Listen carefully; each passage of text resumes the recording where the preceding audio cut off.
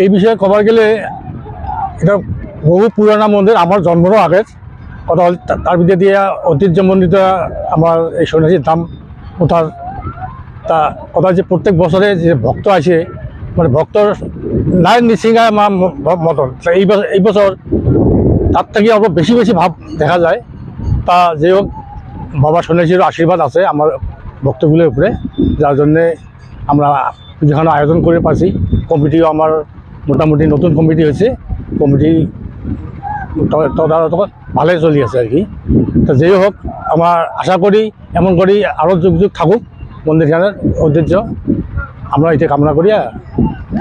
মানে এই পূজাখন হল বহুত ঐতিহাসিক পূজা। ইয়াত ধৰক 400 বছৰ মনে হল এইখন মন্দিৰ মানে ইচ্ছা দেওয়ার। আমার বহুত মানে দাদা দাদা দাদা খুড়া মানে ইহঁতেও মানে পূজা কৰিছে, তাৰপিছত আমি আহিছোঁ, হয় নহয়? আৰু ইয়াত হাজাৰ হাজাৰ ভক্তৰ সমাগম হয়। আপোনালোকে চাইছে কিমান মানুহ ইয়াত আজি আহিছে, 40-50 হাজাৰ মানুহ সমাগম হয়। ধৰক মেলা অনুষ্ঠিত হ'ব ইয়াত, ধৰক মানে মেলা হয় 2 দিন। আজি আমাৰ পূজা, শ্ৰী শ্ৰী সন্ন্যাসী বাবা ধামৰ পূজা আজি, আৰু কালি হ'ব মেলা। আৰু মানুহৰ বিশ্বাস, বাবাৰ চৰণত ফুল বেলপাতা দি মনোকামনা কৰাৰ কাৰণে মানুহ হাজাৰ হাজাৰ ভক্ত ইয়াত আহে। আৰু এই পূজাখনত গড়মূৰ সমষ্টি, গোলমূৰ সমষ্টি মানে উভয় পক্ষে মানে দুটা সমষ্টিৰ মানুহে ইয়াত জড়িত, যাৰ কাৰণে আমি ধুনীয়াকৈ এই পূজাখন পালন কৰোঁ। আৰু প্ৰশাসনে আহে ইয়াত, মানে আমাৰ গোলমূৰ থানা প্ৰশাসন ইয়াত যথেষ্ট সঁহাৰি জনায়। আপোনালোকৰ ইয়াত আহে মানে যথেষ্ট সঁহাৰি জনায় সাংবাদিক বন্ধুসকল।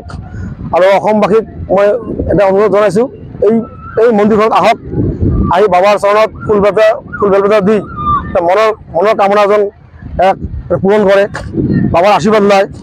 তাৰমানে অসমবাসীক মই ইয়াত হোলিৰ শুভেচ্ছা জনালোঁ। সবাইকে নমস্কার। প্রথমত আমরা উত্তর সন্ন্যাসী মন্দির ধাম কমিটির তরফে সমূহ আয়োজক আজি হোলির শুভেচ্ছা জ্ঞাপন করলাম। আর তোমাকে জানে এই ঐতিহাসিক মন্দিরখান আজি পর্যন্ত কোনো মানুষের খবর পায় নাই যে এই মন্দিরটি স্থাপন করা হয়েছে। এই জায়গা 300-400 বছর পার হয়ে গেল। আজি এই দোল পূর্ণিমার দিনত প্রতি বছরে 2 দিনের কার্যসূচী এই আমার উত্তর সন্ন্যাসী মন্দির একটা সন্ন্যাসী পূজা ধামধুমে হয়।